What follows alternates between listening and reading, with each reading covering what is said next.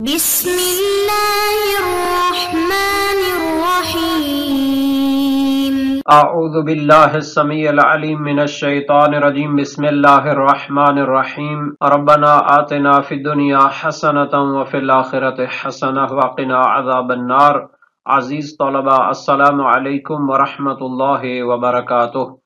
اصول الکافی سبق نمبر 52 میں کتاب العقل والجہل کا 17واں حصہ بیان کیا جائے گا۔ سبق کو شروع کرنے سے پہلے خلاصہ جات کو دیکھ لیتے ہیں۔ سابقہ درس میں ہم نے حدیث نمبر 12 کا آغاز کیا تھا اور یہ ایک طولانی حدیث ہے، اس کے متعلق چند دروس میں گفتگو ہونے والی ہے۔ اس درس میں اس کا کچھ حصہ مزید بیان کریں گے۔ توحید باری تعالیٰ کے دلائل، اقسام و انواع براہین پر روشنی ڈالی جائے گی۔ متن حدیث کو پڑھ لیتے ہیں۔ فرمایا یا ہشام ان اللہ تبارک و تعالی اکمل للناس الحجج بالعقول ونصر النبیین بالبیان ودلهم على ربوبیته بالأدلة فقال وإلهكم إله واحد لا إله إلا هو الرحمن الرحیم۔ الحجج حجت کی جمع ہے، دلیل و برہان کے معنی میں ہوتا ہے۔ ربوبیت تدبیر اور پرورش کرنے کو کہتے ہیں۔ اس متن کا ترجمہ دیکھ لیتے ہیں۔ فرمایا یا ہشام ان اللہ تبارک و تعالی اکمل للناس الحجج بالعقول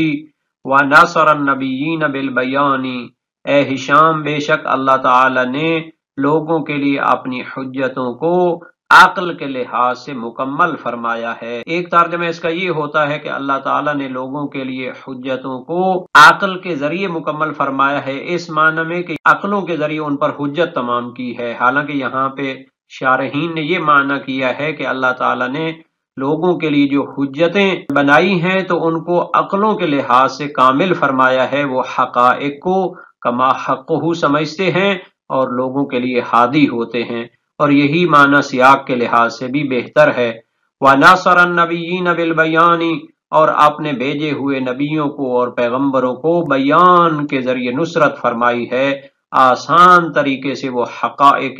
معارف کو بیان کرتے ہیں۔ وَدَلَّهُمْ عَلَى رُبُوبِيَّتِهِ بِالْأَدِلَّةِ، اور انہیں اپنی ربوبیت کی رہنمائی فرمائی ہے دلائل و براہین کے ذریعے۔ پس اللہ تعالی نے فرمایا وَإِلَٰهُكُمْ إِلَٰهٌ وَاحِدٌ، اور تمہارا معبود ایک ہی معبود ہے، لا الہ الا ہو، اس کے سوا کوئی معبود نہیں ہے۔ رحمان الرحیم،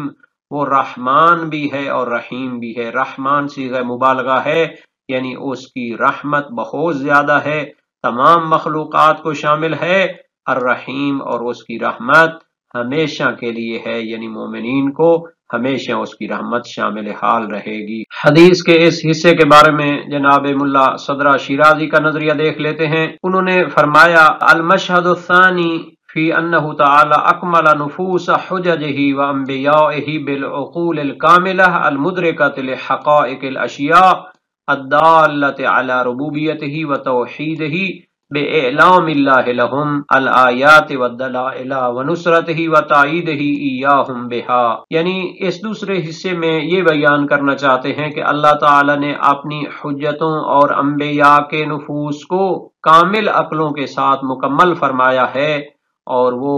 حقائق اشیاء کو درک کرتے ہیں۔ خدا کی ربوبیت اور توحید کے جو حقائق ہیں ان کی طرف رہنمائی فرماتے ہیں، اور اللہ تعالیٰ نے انہیں آیات اور دلائل سے نوازا ہے اور ان کی مدد فرمائی ہے۔ تو یہ حدیث کا وہ حصہ ہے جس کے بارے میں گفتگو فرما رہے ہیں۔ اکمل نفوس الانبیاء بالعقول الفاضلہ، گویا کہ جناب ملا صدرہ شیرازی نے اس حصے کا یہ معنی فرمایا ہے کہ اللہ تعالیٰ نے انبیاء کو کمال عطا فرمایا ہے ایسی عقول کے ذریعے کہ وہ حقائق کو سمجھتی ہیں،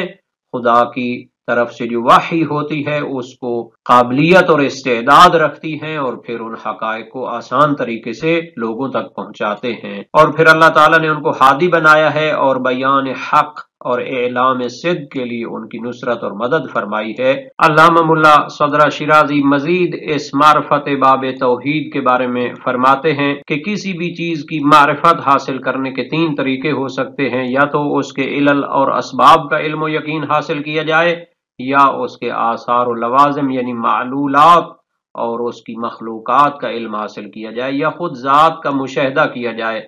کیونکہ ان کے علاوہ کوئی اور راستہ نہیں ہوتا کسی چیز کو جاننے کا، گویا کہ یہ ایک عقلی تقسیم ہے، اس کے علاوہ کوئی راہ نہیں ہو سکتی۔ تو فرمایا اللہ تعالی کی ذات کے بارے میں جب ہم نے علم حاصل کرنا ہے تو اس کے لیے کسی سبب یا علت کے ذریعے ہم نہیں وارد ہو سکتے، کیونکہ اللہ تعالی کی ذات واجب الوجود ہے، اس کائنات کی تمام موجودات و مخلوقات کی خالق ہے، تو اس کے لیے کوئی علت نہیں ہو سکتی، وہ کسی چیز کی معلول نہیں ہے۔ اور اس کی ذات کے شہود کے ذریعے بھی علم حاصل کرنا نادر الوجود ہے، چونکہ اس کے لیے بھی لیاقت اور استعداد چاہیے، انبیاء کو یہ لیاقت حاصل ہوتی ہے۔ تیسرا طریقہ اس کے آثار اور اس کے لوازم کو دیکھ کر اس کا یقین کیا جاتا ہے، تو انبیاء کے لیے بھی اور باقی موجودات کے لیے بھی یہی طریقہ آسان ہے۔ سورہ انعام 75 نمبر آیت سے استفادہ کیا ہے، وَكَذَلِكَ نُرِي إِبْرَاهِيمَ ملکوت السماوات والارض وَلِيَكُونَ مِنَ الْمُوقِنِينَ، اس کا ایک مفصل قصہ بھی بیان کیا ہے، گویا کہ جناب ملا صدرہ شیرازی کے کلام میں کسی بھی چیز کے علم کے جو طریقے بیان کیے ہیں ان کا خلاصہ کر لیتے ہیں، اس کی علل و اسباب کا علم حاصل کریں، اس کے آثار و لوازم کا علم حاصل کریں، ذات کا شہود اور یقین حاصل کریں۔ تو پہلا طریقہ یہاں پہ ممتنع ہے، چونکہ وہ واجب الوجود ہے، تمام موجودات کا خالق ہے، تو اس کے لیے کوئی علت فرض نہیں ہو سکتی۔ اس کے آثار و لوازم کا علم حاصل کریں، تو یہی طریقہ سب سے نہایت آسان ہے، اور قرآن میں اسی کو بار بار ذکر کیا گیا ہے۔ ذات کا شہود یہ نادر الوقوع ہوتا ہے، انبیاء اور اولیاء جو بلند مراتب معرفت پر فائز ہوتے ہیں ان کو یہ حاصل ہوتا ہے۔ جناب شیرازی نے مزید اس کے بارے میں گفتگو فرمائی ہے کہ یہاں پر جو آیات پیش کی گئی ہیں، ایک تو ذات حق اور توحید کو بیان کیا گیا ہے، اور دوسرا اس کی آیات اور اس کے دلائل کا بیان ہے۔ یہ جو حصہ ہے وَإِلَٰهُكُمْ إِلَٰهٌ وَاحِدٌ لَا إِلَٰهَ إِلَّا هُوَ، یہ گویا کہ مطلوب ہے، توحید کا اصل کنسیپٹ اس میں ذکر کیا گیا ہے۔ بعد میں جو دلائل اور بینات ذکر ہوئی ہیں، ان فی خلق السماوات، تو وہ اس کی نشانیاں ہیں، اس کی دلیل کے طور پر ہیں، تو ان کو بعد میں ذکر کریں گے۔ اس دعویٰ کو پہلے توحید کے کنسیپٹ کو سمجھنا چاہیے تاکہ بعد میں اس کے دلائل وغیرہ کو سمجھا جا سکے۔ فرمایا کہ وَإِلَٰهُكُمْ إِلَٰهٌ واحد میں جو بحث ہو سکتی ہے اس کی کئی جہات ہیں، کہ ایک تو لفظ الہ کے بارے میں یہ اسم ہے یا صفت ہے، جامد ہے، یہ مشتق علم ہے یا غیر علم ہے، عربی ہے یا سریانی ہے، تو یہ ادب کی کتابوں میں ذکر کیا جاتا ہے۔ جہاں تک لفظ واحد کا تعلق ہے تو اس میں بھی لفظی و معنوی باتیں ہیں، کہ واحد اسم ہے کہ جو ان کے کلام میں دو طریقوں سے اس سے افادہ کیا جاتا ہے، ایک تو ہے کہ یہ اسم ہو، دوسرا ہے کہ وصف ہو، تو اس کی ساری وضاحت دی ہے۔ واحد کے بارے میں جناب ملا صدرہ شیرازی مزید گفتگو فرماتے ہیں کہ واحد سے مراد کیا ہوتا ہے، یعنی جو ہر جہت سے ایک ہو، اس کی ذات اور اس کی صفات ایک ہوں۔ تو اس حوالے سے انہوں نے توحید کے کنسپٹ کو بیان کرنا چاہا ہے کہ اللہ تعالی کی ذات اور اس کی صفات میں کوئی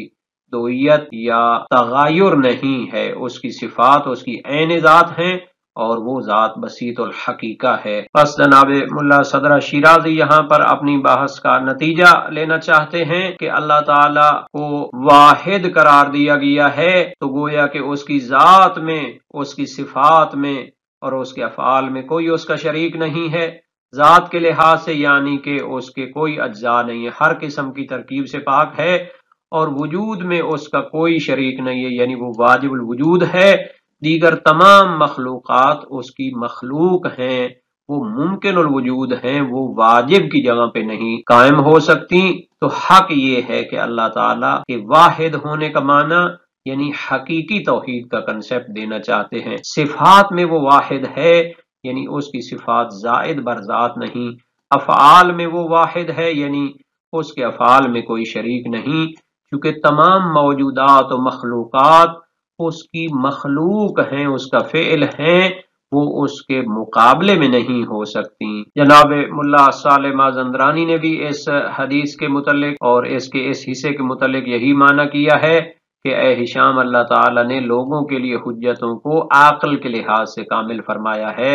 حجت کا معنی قصد ہوتا ہے، اور حجت برہان اور والیان امر کو بھی کہتے ہیں، کیونکہ ان کے ذریعے حق اور حقیقت تک پہنچا جاتا ہے۔ کبھی عقل کو بھی حجت کہتے ہیں، جیسا کہ بعض روایات میں ہے للہ علی الناس حجتان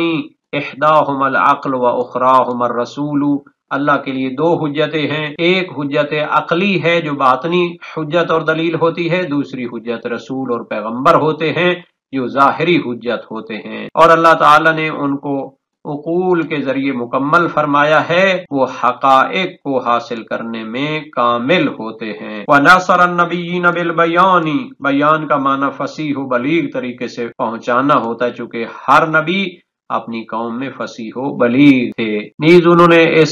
اس حصے کا بھی معنی فرمایا ہے کہ نَصَرَ النَّبِيِّينَ بِالْبَيَانِ، یعنی ہر نبی اپنی قوم میں سب سے زیادہ فصیح تھا، یا یہ بھی ممکن ہے کہ جس کے ذریعے کسی چیز کو واضح کیا جائے وہ کلام اور آیات ہو سکتی ہیں، یعنی اللہ تعالیٰ نے انہیں کلمات فائقہ اور معجزات ظاہرہ اور آیات باہرہ سے نوازا تھا کہ ان کی نبوت ثابت ہو اور ان کے پیغام کو دنیا سمجھے اور ظلمت جہالت وغیرہ سے نجات حاصل کرے۔ اور یہاں پر فرمایا وَدَلَّهُمْ عَلَى رُبُوبِيَّتِهِ بِالْأَدِلَّةِ، یعنی اللہ تعالیٰ نے نبیوں کو حقائق ربوبیت کو